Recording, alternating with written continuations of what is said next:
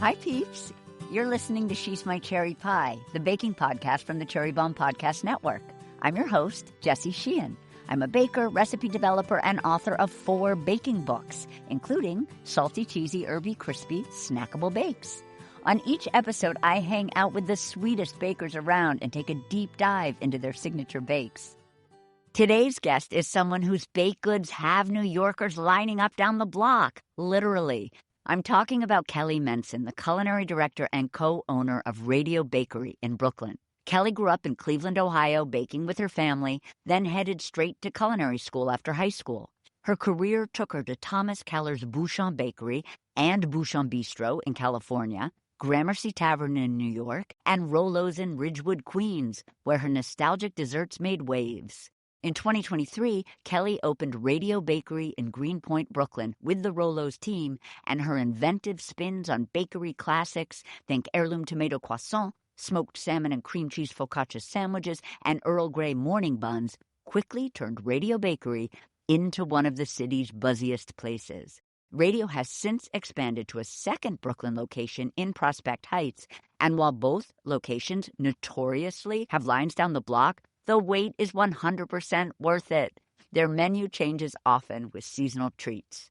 Kelly joins me to talk about her journey from pastry student to pastry chef to savory cook to bakery owner, her decision to open a croissant-focused bakery, and her thoughts on baked good and bakery virality. Then she walks me through her cheesy pretzel Bearclaw recipe, a Bearclaw-shaped croissant filled with a grainy mustard bechamel and cheddar cheese. Oh, talk about yum.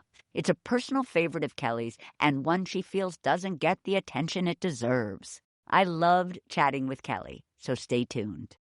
Today's episode is presented by California Prunes. If you're a longtime listener, you know I'm a longtime fan of California Prunes. They're good for your bones, your gut, and even your heart. But most importantly, they're just a good snack. And I love a good snack. They're in my cabinet right now because they satisfy my sweet tooth at a moment's notice. Of course, I also love baking with them. They have such a complex flavor that gets even deeper when paired with chocolate or warm spices or nuts.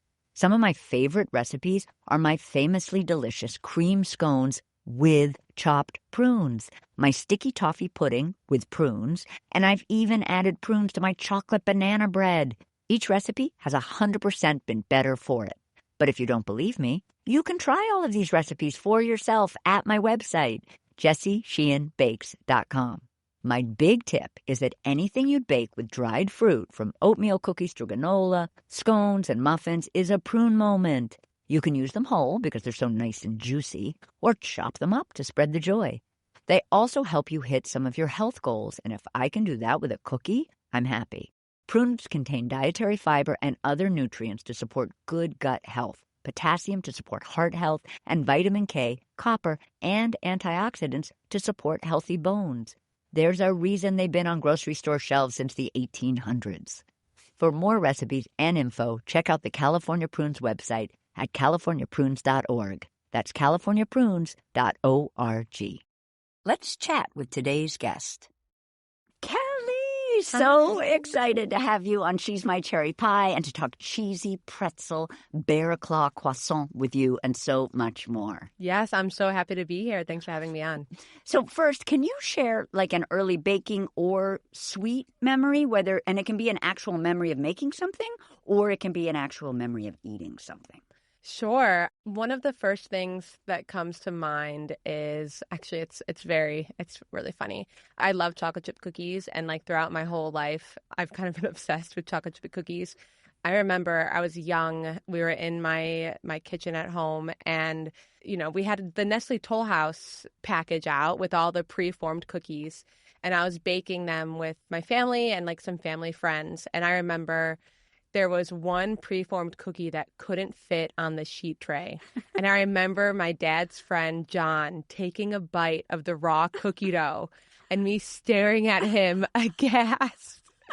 And then him offering it to me. And wow, did that unlock a whole flavor memory, and just such a good memory of looking back and being like, that just changed my whole world. Oh, like I didn't just have to eat baked cookies. I could try the dough too. That's incredible. That's just really funny. This was something I thought of, too, because your bakery sort of has this croissant dough focus. Mm-hmm. Not everything looks like a traditional croissant, but I don't want to spoiler alert my entire episode with you. But do you remember eating your first croissant? Oh, yes. My first real memory of like eating a first croissant, the best croissant I've ever had that I'm still trying to like get that version. I went to school at Johnson & Wales in Rhode Island. I did an externship in France at this small school in Usenju, Alain Ducasse's pastry school. One of our first classes was making croissants every day. And we made brown butter croissants. So we browned the butter that would then go into the croissants. And every morning we would bake them.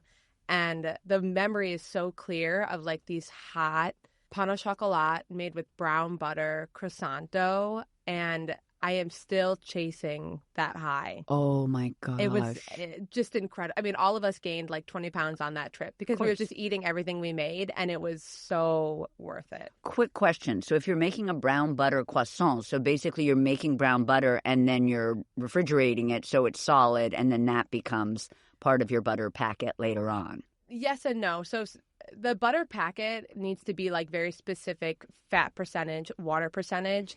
Most bakeries put a small amount of butter in their croissant dough. So that's where this came from. It was brown. You would brown the butter, refrigerate it, cube it up, and then it got mixed into the dough for extra flavor. I got you. Oh, my gosh. Delicious. Yeah. Your love of food started when you were pretty young. And in fact, you grew up in a food-focused or food-forward family. I hate that word foodie, so I'm always trying to avoid it. Sure. Tell us about that. I read something about you like baking with grandparents and parents. So my dad's father actually owned a pizza shop. I unfortunately never met him. He died before I was born. But my father grew up in like a food-focused family and then, created that with our family. And so my dad is very culinary focused, but like I grew up with Sunday stews and pot roasts and, waking up Sunday morning and, my room was above the kitchen and my room just smelled like braised meat. Also a very evocative memory. But my dad's mom also, like, we grew up making pizza with her. So, it's a Polish rolled nut-filled pastry. And I remember, the dough being stretched across like our huge dining room table. And we had an old nut grinder that would grind the walnuts and like fresh lemon zest. And I can see it so clearly. Was the grinder like the one that you attached to your table? To the table. Yes, yeah. Brilliant. So they don't make them like that I know, anymore. It's so true. And it's just like so fresh. I grew up around that. We didn't do a lot of takeout. My parents cooked almost every night. And I look back on it and I'm like, holy shit. Yeah. Like, it's a lot. Totally. And then when it came to dessert, it was back in the 90s. We still would do like box Ghirardelli brownies, but, my dad would zhuzh it up with his blueberries and sliced almonds on top. And my mom and I always... Blueberry brownies? Oh, yeah. My dad loves chocolate and fruit. But my mom also, like, we were big on making pies. Yeah. And making homemade ice cream. We had like a salt crank ice cream we did every 4th of July. So I just grew up around that. Yeah. And when it came time to decide a career path, I was like, there's nothing else I want to do than like create with my hands. Were those pies like homemade crust? Your mom was like a purist that way, or was it more... It was more like semi-store bought. Yeah. So we would get it was a lot of graham cracker crust. So we'd get like the graham cracker crust and like the Dream Whip packets. Yum. And there was a lot of like cream pies. And so like the Dream Whip packets with the banana pudding mix or the chocolate pudding mix, we brought it to like all summer barbecues and stuff. We'll be right back. Peeps, did you hear the news? Cherry Bomb's Jubilee Conference is headed to Los Angeles this fall. It's taking place Sunday, September 28th at Hudson Loft in downtown LA. It'll be a full day of inspiring conversations, delicious food and drink, and incredible community. Since 2014, this one-of-a-kind gathering has celebrated the voices and talents of women across the worlds of food, drink, restaurants, and hospitality. Now it's LA's turn, and we can't wait to give the city the love it deserves. Tickets are sold out, but sign up for the wait list at cherrybomb.com and be the first to know if more tickets become available. Now back to our guest. So I know in high school you worked in a restaurant and kind of loved that like rush of like being on the line. That was just a cooking job, right? Not a sweets job? I mean, it was a small restaurant, so I helped to plate desserts. Okay. But it was not a baking job. That I needed to ask because I understand that then you went to pastry school. You didn't even go to cooking school, because it sounds like up until then you were kind of both cook and baker. Yeah. What made that decision for you? I just gravitated more towards pastry. It's what I wanted to eat. Yeah. You know, friends would crave pizza and burgers, and I just wanted to bake and eat chocolate chip cookies and pies. And I knew that it would be harder to learn pastry, and like techniques and stuff can be a little bit, I mean, in my opinion, a little bit more nuanced than like cooking. Like, I feel like it's easier to just pick up cooking. I mean, I did it all throughout high school and even college. And, you know, I grew up doing that with my dad. I didn't grow up being educated in like a pastry manner. And so I wanted to learn how to make ice creams and doughs and breads instead of breaking down meat and making consommes and stuff like that. I've also read that you consider yourself to be very type A, obsession with precision and a perfectionist. And maybe that all of those parts of your personality were like, oh, just a minute. Pastry might be like exactly me. I definitely was drawn to it in that way as well. But cooking, I mean, I still have a love for both. But yeah, my personality is definitely more suited for pastry. Was there any pushback from your parents? No. They were not like, you have to get a BA. Well, the only pushback was you have to get a degree. Right. They did want me to get a BA. Yep. And so I didn't just go for like pastry. I went for business and pastry. Okay, there you go. Yeah. Yeah. Is that what that school specializes in? Yeah, more so. You know, I looked at CIA, which was and still is like, you know, the one school that everyone talks about. Yeah. But at the time, they weren't doing a 4-year degree. They weren't doing a BA. And so, you know, I grew up in a small suburban town where everyone got college degrees. Yeah. And my parents wanted to make sure I was like suited for a separate career as opposed to just working in restaurants my whole life. So while in pastry school in Rhode Island, did you find yourself yearning for cooking? No. Okay. So you were totally satisfied by what you were learning. And then after school, you moved to California to work at Thomas Keller's Bouchon Bakery, which I want to hear all about. And it sounds like at the bakery, you were making stuff for the bistro, which was his sort of savory cafe situation, like breads and desserts. But tell us about working. I don't know if he was around, but tell us about working there and learning that he would not let you make your favorite chocolate blueberry brownies. Working at Bouchon was probably the best experience I could have had. Really? Getting out of college. Wow. Why so good? Because 1, they made everything homemade in-house. 2, it was a machine, organized, recipes. 3, so many different areas of expert, like bread, plated desserts, viennoiserie, entremets, so many different. What's entremets? It's cake and creams. Okay. Like layered cake, like creamy cakes. Very French.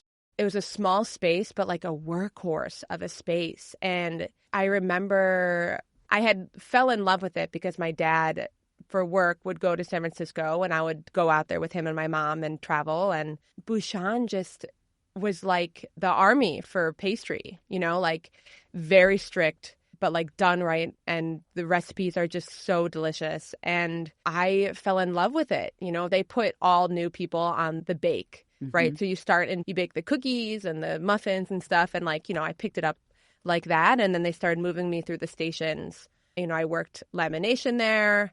I worked, you know, the 4 a.m. shift where you finish the pastries before they opened. And then I got moved to the bistro station where you made the plated desserts that you then ran over to the bistro every day.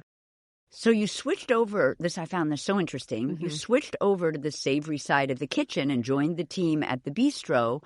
So why? I made a few friends there and they were so connected, right? The bakery and the bistro, they literally shared an alley. Everyone was running back and forth. And I became friends with one of the sous chefs there, Gretchen. And we would hang out. And, you know, as part of like the job of, you know, my station as like making the desserts for the bistro, I'd have to go over to the bistro and use the salamander to brulee the lemon tart. And so I'd like be on the first course station and like bruleeing these tarts and just watching everyone like the hustle and bustle and the prep. And I missed it. You know, the bakery was a push every day, but for some reason I wanted to be pushed even more.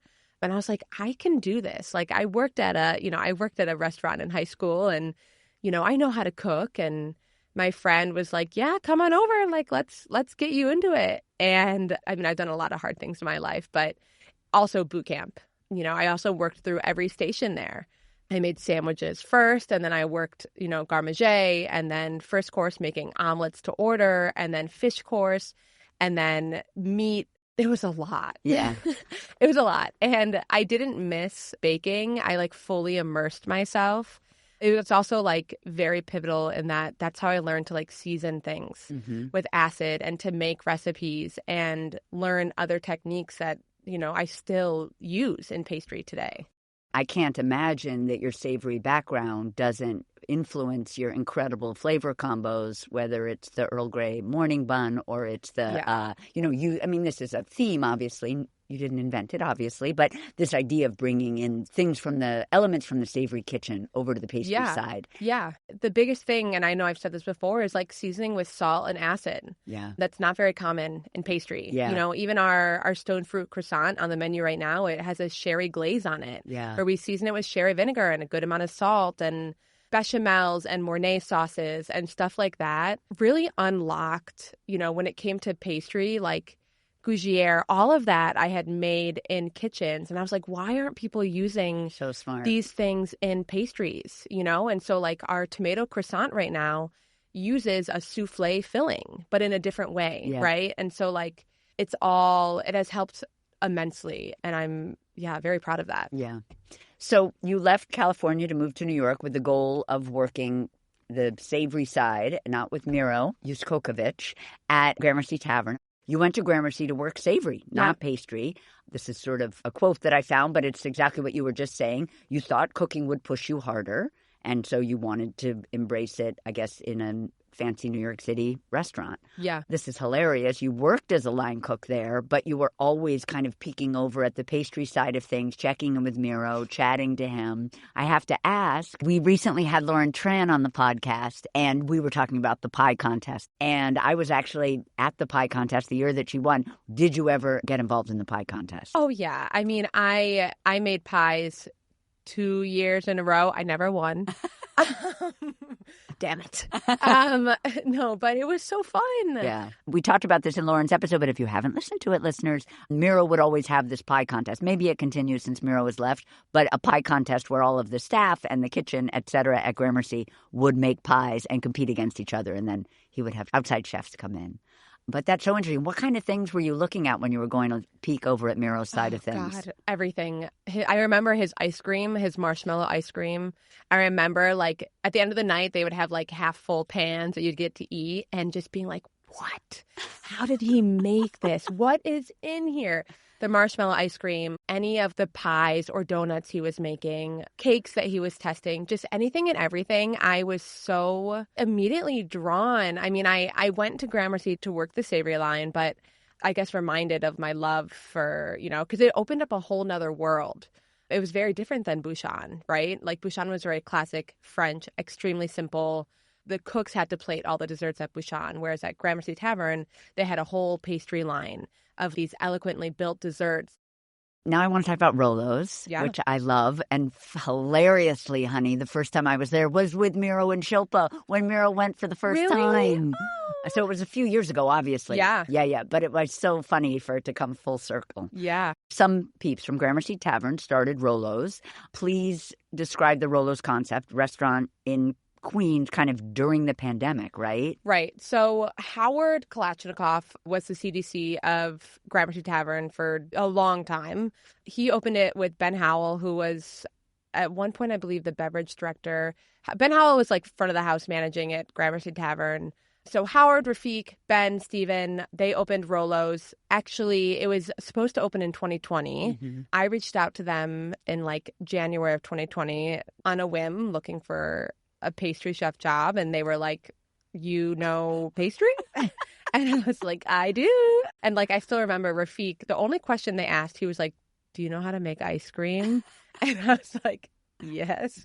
So the plan was for it to be like a wood-fired restaurant with a great beverage program, but simple, delicious cooking, very tavern-esque, like Gramercy Tavern. Obviously, when the pandemic hit, we had to pivot. And so we decided to open in January of 2021 as a basically like grocery store bakery, right? And so I spent the summer of 2020 recipe testing ice creams that we sold by the pint, bread, focaccias, cookies, all of that. And so we opened in 2021 basically selling house-made charcuterie and roasted, vegetables in little takeout containers and sandwiches. And this basically built the foundation for Radio Bakery. It took off. We still weren't making any money because that was the pandemic. And then basically once outdoor dining and everything was allowed to come back in, that kind of fell away. And I was very happy. I moved to plated desserts and more ice cream, and it was my dream job. Like I never, ever imagined I could be so happy at like where I was, Can you tell us about the simple desserts that were at Rolo's, like maybe there was a chocolate situation, something fruity, something pavlova? Yes, exactly. So it's a theme for me and with my partners that everything is very intentional. So when we built the plated dessert menu at Rolo's, everything had its place. So I knew we wanted a chocolate dessert. I'm a chocoholic myself. I knew I wanted like a fudgy chocolate cake. So we had like a very simple, we called it a twice baked chocolate cake because it was like one layer baked longer and then the second layer put on halfway through and baked hot and fast. So it was a little fudgy. So like a flourless chocolate cake. We always had like a pavlova fruity situation that would change throughout the seasons, where it was, usually a sorbet or a sherbet, fresh fruit and meringue. That was like always a big hitter. And then we usually had like a tart. And for the longest time, there was like the brown butter sour cherry tart, which now we use that in different iterations at Radio.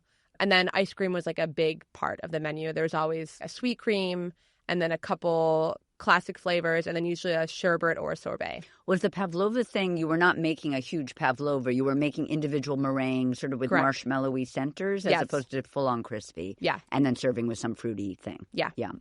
All right, so now let's talk about Radio.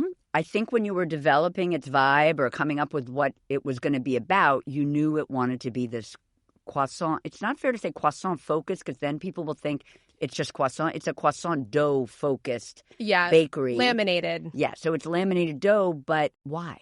New York City obviously is filled with so many bakeries. Yeah. We knew no cakes. I'm not a cake person. Yep. My partners hate cakes, but that was just a little bit too much of a narrow lane. And then we knew we wanted savory and sweet with laminated doughs. You can have that. And we knew we wanted to do sandwiches. And so it came down to like being very, again, intentional. The first iteration of the bakery, we wanted to do ice cream. Shame, but we have learned that sometimes staying in your lane is beneficial. We stay in like the laminated and focaccia lane and do it exceptionally well. Right. Instead of doing 30 different products, mediocre. Yeah. So we don't have scones. We don't have quick breads. We don't have muffins. We stick to like a couple of base doughs, a couple of base bread recipes, and then make very intentional, specific items with those products. Yeah, no, I love how streamlined the menu is. If you look at it online, I mean, I'm sure it's always changing, but it's like croissant or croissant shapes, like danishes or buns. Not croissants, like a tiny section of croissant, a breakfast sandwich, focaccia bread, late morning focaccia sandwich, done. Yeah. Yeah, I think that's brilliant.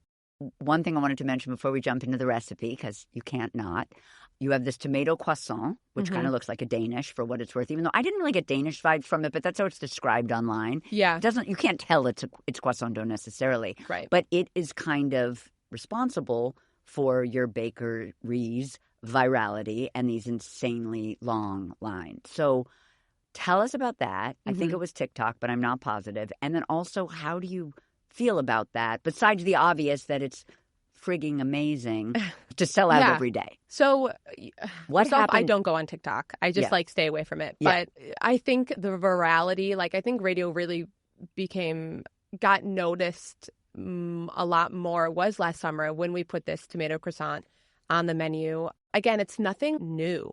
I was inspired by Loon Bakery in Australia, but we did it our way. But I think it was the fact that we placed an emphasis on savory croissants, right? We're not just like a sweet bakery, it's savory and sweet. And Bloomberg, I believe, was it Bloomberg or Washington Post? Someone did a big spread on savory pastries, and the tomato croissant was in the article. And not only is it delicious, but it's stunning to look at, right? And so I think that's why it took off. And I think it also captured an audience because it is so of the seasonal moment, like juicy, ripe, beautiful tomatoes on a perfect cheesy custard baked in a flaky shell. Like it is just so epitomous of summer, but also like strikes the nostalgic. It's kind of tastes like pizza, and it takes you like to France. And so I think that is what led to like, I don't know, us getting very popular. But So there wasn't a TikTok component? no, and I mean, not that I know of. Yeah, okay. I stay off of TikTok. Yeah. I understand that Radio Bakery is on TikTok. Yeah. Of course, I understand that. But I just, I do our own Instagram. Yeah. And so I see a lot, but I, very specific about what we choose to post and what not post. I guess that is to say it feels great to have these really long lines. And since it sounds like maybe it didn't even have a social media moment, it kind of feels good. I mean, it just came from the Wall Street Journal. That's pretty good. Yeah, I mean, it feels great. It's still a pinch me moment every day that we have these lines, but people will line up for what is good. And I firmly believe that we are making exceptional product. We're not making it for the viral moment. We're not making it for TikTok, right? Of course not. Yeah, We're making it so that it tastes fucking delicious, but it's also like beautiful. There are two components to that, right? And I think that's what keeps people coming back is just the deliciousness. All right. So before we jump into the recipe, tell us about the New York City bakery run. Yeah. So the New York City bakery run was started by Tipster, which is, a guide to food and beverage, originally from Copenhagen, but is now operating in New York. Radio Bakery was featured in, their magazine this past year, The Rise of New York Bakeries. And so they had done a run like this in Copenhagen, I believe, last year. This is like their first time trying it out in New York City. And it's a half marathon, so 13 miles of 100 people chosen by lottery going to like the best bakeries that they chose for their magazine. They've already got over 6,000 people signed up for this lottery. And, Le Appartement 4F, Elbow Bread. It's going to be La Brea. La Brea is there. La Cabra. La Cabra. Yeah, which is also based in Copenhagen. Yep. So I think it's going to be really fun. 100 people doesn't seem like a lot, but I think we're planning on making maybe the tomato croissant. So people run to each bakery. Correct. And they get the thing. Yeah, they get a little treat. The next thing. Yeah, then they run to the next thing. The last stop, I believe, is Le Appartement 4F in the West Village. Yeah, and they don't pay anything. I don't know. I don't even think there's an entry fee. Yeah, that's incredible. Yeah, it's just like community and fun so and cool. Eating pastries. I mean, I love it. Yeah, so cool. I love that. If you're in New York City, peeps. Okay, so now we're going to talk about the cheesy pretzel Bearclaws at Radio. I know this is a staff favorite, and I think I know why it's a staff favorite based on the name alone, but tell us why your staff loves it. Yeah, so I think the staff loves it so much because it's like extra crispy and crunchy, malty from the lye, and then the inside is like gooey and soft and filled with the pop of, mustard seeds and cheese and a little gooey from the bechamel. It's very savory, but like it has a hint of sweetness, and it's just like the perfect snack. Love. So it's literally Bearclaw shaped croissant. A Bearclaw is a pastry or a baked good on its own. Yes. Bearclaw shaped croissant filled with this grainy mustard and bechamel, cheddar cheese, gets proofed and dipped in a lye solution to pretzelize it, which I don't even know if that's a verb, but I love it. We're making it a verb. Topped with molten salt, baked until crispy. How did the idea of a Bearclaw-shaped croissant come to be? During like my recipe testing at Rolo's, it was kind of like a spur of the moment product that I made. I was just making a lot of things and throwing them at the wall. The pretzel version came from, one, I love pretzels, but two, it's like kind of an ode to City Bakery. Of course, City Bakery. I know, like... I wanted to do some kind of pretzel croissant, but I didn't want to obviously do like anything too similar to theirs. But I wanted to make it our own and do something savory. And so like cheese and cheddar, classic combo. And then, mustard, dipping a pretzel in mustard. And I remember making it and testing it at Rolo's and like people trying it for the first time and being like, yep, that's it. Like that's all it needs. That's it. Because it's salty, savory, crunchy, malty. Like it hits all cheesy. It hits all of those notes that like inflame your brain and we're like, yes, I want more. Yeah. The first things first, when you make this recipe, we're going to make a sponge, also called a pre-ferment, which is going to help us develop flavor. Kind of the equivalent of a sourdough starter, but this isn't a sourdough situation. So 2 nights before we want to make our Bearclaws, we're going to combine all of the ingredients for the sponge in a stand mixer, and I'll go through what those ingredients are. Paddle attachment. So we're going to start with cold water. 2 questions. Why is it important to start with the water, and why does it need to be cold? So we always like to start with water in the mixer first as opposed to dries because the water is going to keep the dries from sticking to the bottom of the bowl. Cold water, whenever you make any laminated dough, you want to really make sure that the whole point of lamination is keeping fermentation in check.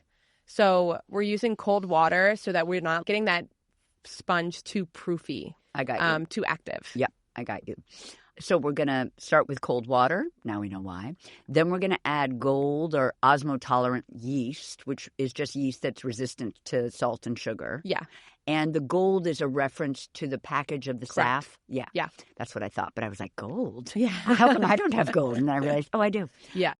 So the next morning, we're going to make the dough, which you say is sort of on the saltier rather than the sweeter side, which I'm sure is from like your savory background. We're going to combine some whole milk, some water, which will be cold or icy depending on the temp in our kitchen. If it's a warm kitchen, obviously it'll be colder. That osmotolerant yeast again, the sponge pre-ferment that we made from the night before, a little bit more of that Small Valley milling flour that we used in our pre-ferment. And then we're also adding King Arthur's special patent bread flour. Is it a flour none of us can buy because it's just for professionals? And then the second is, how is it different from like the King Arthur baking flour that I buy to bake at home? Sure. So great question. You can buy this flour at the grocery store. It's just the King Arthur bread flour. It is just It is. Okay. Yeah, but in the grand scheme of their large wholesale, they call it a special name. I got you. But the grocery is, yes, the special patent bread flour. Yep. Because during the pandemic, that was literally the flour that we were recipe testing with. So like, yes, you can make all of this at home if you buy that flour. Yep. Why do you want a mixture? So the Small Valley Milling white bread flour is for flavor, whereas the King Arthur special patent bread flour is for consistency and strength. We're also going to add a pot ferment, which is a portion of dough that was used in a previous bake, but we're going to add it into this new bake. So this would have been like something that you guys, when you made the Bearclaws the day before, you would have taken a little piece of that, put it away in the fridge, and now you're going to add it here. Yeah, exactly. So when you're laminating, when you're folding in the butter to the dough, you have offcuts, right? You have pieces that don't have butter in them or there's too much dough. And so, this is a way to decrease waste, and is that you're using those offcuts. But 2, it's another way of increasing flavor and it adds extensibility into the dough. I hate waste. Most bakeries hate waste. And so it's a big one for us. Yeah. It's literally when you're making your pitons, which is like the dough-covered butter that we'll talk about, you are slicing off the tiny little edges when you're making your sharp edges, and those are your offsets. Exactly. Which I've always thought of an offset as a spatula. So I am so happy that now on Jeopardy I will definitely win because I will know that there's another meaning for offset. And just out of curiosity, like if one was baking bread at home as a home baker and you had made a loaf the night before, just grab a teeny bit of it, like a couple of tablespoons, and throw it in? Or is it more... So bread is different. Okay, let's say laminated. Let's just laminated pretend. Dough, absolutely. You can add in, laminated dough or even white bread dough. Yes, sourdough bread, a little bit different. But like any type of like enriched doughs, any like leftover pieces you have, add it in. And it'll give you flavor and like more extensibility and a better product. Like something from cinnamon buns? Yes, exactly. Love. And then we're also going to add sea salt. And I was curious, why not kosher? So we use sea salt because it's a little bit finer. We're going to mix this in the stand mixer on speed 1 for about 4 minutes, speed 2 for about 6 minutes, so 10 minutes total. Then we're going to divide and shape the dough into pitons. That's pitons, peeps. And this is just going to be our dough. We have not put any butter in it. And we're going to place it in the freezer overnight. I don't know why I've never asked a guest this, but sometimes at home when I am making cinnamon buns, I make a lot of yeasted things, but like a lot of cinnamon buns. I am always scared to put them in the freezer. I always worry that the yeast can't handle it. Is that not true? Not true. Like really? the freezer is the pastry chef's secret weapon. Right. It doesn't Bakeries wouldn't exist if they Yeah. couldn't freeze some items. Yeah. You just can't keep up. So it doesn't. Yeast is not. It will eventually. How longer than 7 days, it'll start. But I could make cinnamon buns ahead of time, and 3 days later, pull them, bring them to room temp, final proof, and then bake them off. Yeah. Wow. Yeah. Okay. Gold yeast will really help benefit that. For the sure. the package of red safs might be a teeny bit harder. Yeah. You might have a harder time with that. Because I just moved to gold recently, so that's so good. Thank you. Yeah. Thank you for that quick aside. Then on the following morning, we're going to remove that dough from the freezer, and we're going to remove our Tourage butter from Brittany. I won't lie, I had to research this, but Tourage is basically a dry butter, unsalted, already in thin sheets, designed for lamination, great for layers. So I have never heard of this before. I assume this is a product that if you are running a bakery, you have on hand. Yeah, so some people make their own butter blocks. Yep. And some people buy them. I never wanted to spend the time making the butter blocks. I think it's a lot of effort for not a lot of return. The butter from France is the most delicious tasting butter. I know a lot of places in the U.S. right now, and even I am looking into more places in the U.S. that can make butter sheets using like local cultured butter, but it's hard to find. Mm-hmm. And so, the prices are going up, but we love this butter from France, and it already comes in pre-made blocks and just makes our life a whole lot easier. I get it, 100%. And at this point, the dough is frozen and the butter's just room temp? And are you bringing them both to room temp? We're bringing the dough to room temp or colder. The most important thing with lamination is that your butter and your dough are the same temp. Right. The whole point of lamination and making croissants is, like I said earlier, to make sure you're controlling the fermentation. Right. If your dough gets too warm, it's going to start fermenting. I mean, we had this problem the whole summer at our Greenpoint Bakery because the AC wasn't working because it was 100 degrees outside. And it means your butter breaks, or they're not as proofed as they can be because they were expelling their gas earlier in the process. And so, yes. So we're going to laminate them. We're going to roll out, which I'm not going to get into all the details of lamination, but basically we're taking our butter block, we are wrapping it in our pitons, rolling it out, et cetera, et cetera. Correct. You guys have a laminate? We have a sheeter. Yeah, you have Big a sheeter. Yeah. You have a sheeter. Once it's laminated, you'll roll out a baton so it's relaxed. You'll divide it into 4 portions. When you guys are rolling out the pitons, do you have like a favorite rolling pin or at least a favorite type of rolling pin? You don't like tapered edges? No tapered edges. I got you. Yeah, just like the blunt, good quality wood. Yeah, I was going to ask if they're wooden. Yeah. And then this is so interesting. I hope that people can visualize this. I was able to see a picture, which helped so much. But moving horizontally, does that mean the portion is facing you as a rectangle with the long side facing you? The width of the piece of dough is going to be 5-inch. Right. Think of like a 5-inch piece of dough taking up the entire table. Right. So many inches by 5. Yes. Yes. And then moving horizontally, pipe an even layer of this grainy mustard bechamel. Just quickly remind us what a bechamel is. Bechamel is milk, butter, and flour. So we're going to pipe an even line of this grainy mustard bechamel all along this 5-inch by many inch piton that's been rolled out directly in the middle of each strip. And then we're going to place pre-cut cheddar batons. I love that they're pitons and batons directly on top of the mustard. Just out of curiosity, what kind of cheddar should we picture? Is it like extra sharp? Where are you getting your cheddar for the Bearclaws? Yeah, so we didn't really want anything too fancy. We wanted to be very nostalgic. We use a very straightforward Cabot yellow cheddar that we know and love and gives us that flavor and look that is very distinct. And very nostalgic. Yeah, very nostalgic. Love that. Yeah. And then once each portion is filled, we're going to very gently fold the top of the portion over the filling to meet the bottom, aligning the edges, but just use the side of our hand to kind of press against almost the filling. Correct. Because we don't want to press against the edge of the dough because we'll screw up the lamination. Correct. If it's many inches, do you have more than one person? Or you just go down the line? You go down the line. Flipping it over. Yeah. So we're sealing in that cheddar and bechamel As I said, we don't want to press too close to the edge because we don't want to screw up the lamination layers.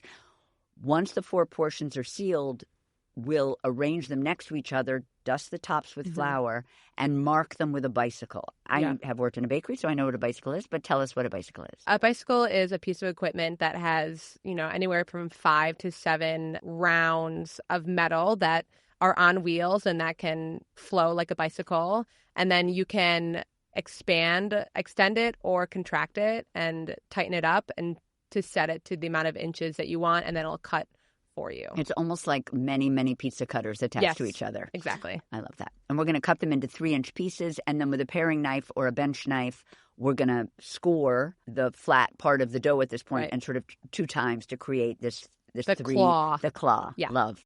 Cuts should just be touching the cheddar batons, and we want to cut all the way through. So after spreading the toes of the Bearclaw, so they're no longer touching, we'll arrange them on a sheet tray and freeze overnight again? Yeah. Okay. So this is many days. I mean, they can be used fresh. Yep. They can go in the proofer and then be used the next day. Yeah. When it's time to bake, we're going to proof the Bearclaws overnight at an ambient temperature, which basically means room temp. Yeah. On a covered rack. Once proofed, we'll place in the refrigerator for 20 to 30 minutes. Is that just to help them set? It's to help the dough firm up before we dunk them. Yep.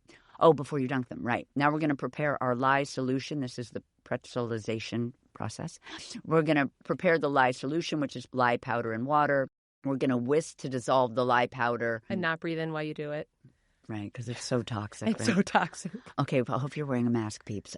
So you're going to whisk to dissolve the lye powder immediately, or else it's going to clump and be impossible to dissolve. You have to wear gloves. Lye is corrosive and can burn your skin. Do you have to train all your employees in this? Food safety number 1. Yeah. We're going to line our sheet pans with Silpat mats. Why is that a good option here? So Silpats are nonstick. With the lye solution, if you put anything covered in lye on parchment paper or on a sheet tray without spraying it with a nonstick spray, it'll stick. It will stick immediately. So we want to use a nonstick. We used to spray sheet trays with a Vegeline solution, which is like a aerosol canola oil situation. But we have since moved over to Silpats, and it has made it a joy to work with. That's amazing. So we're going to dip each Bearclaw into our lye solution, place on a cooling rack on top of a lined sheet tray before arranging on our prepped baking sheets. Now we're going to egg wash. Just out of curiosity, what's Kelly's egg wash recipe? Our egg wash is, the ratio off the top of my head. It's whole eggs, yolks, and a little bit of cream. Okay. Yeah. It's always so fun if you have a bakery, because then you can really go to, at home when you only want to use 1 egg. It's is it 1 egg and salt? Is it 1 egg and cream? Is it 1 egg and water? I like 1 egg and salt, for the record. And then we're going to sprinkle with molten salt. Yep. We're going to bake. Your oven, obviously, in the bakery has a croissant setting. At home, is this a 350 or is this more like a higher? 400? Yeah. You want to start high and then you can end low. So we typically start at 425. Yep. And the oven jumps down to about anywhere between 360 and 380. Is that a croissant thing or a pretzelization thing? It's a croissant thing. Okay. So you want to make sure that the butter it's croissant and pie dough. Yeah. Right? You don't want the butter to leak out. Yep. So you start high. Then we're going to use a fish spatula. I love the specificity of that. To remove the baked claws from the baking trays, arrange them on a wire rack that's placed on a fresh sheet tray. Yum. I'm coming in after this to go have one. Thank you so much for chatting with me today, Kelly. And I just want to say that you are my cherry pie. Oh, thank you. That's it for today's show. Thank you to California Prunes for supporting our show. Don't forget to follow She's My Cherry Pie on Apple Podcasts, Spotify, or wherever you listen. And tell your pals about us. She's My Cherry Pie is a production of the Cherry Bombe Podcast Network. Our producers are Carrie Diamond, Catherine Baker, and Jenna Sadu. Thank you so much for listening to She's My Cherry Pie, and happy baking!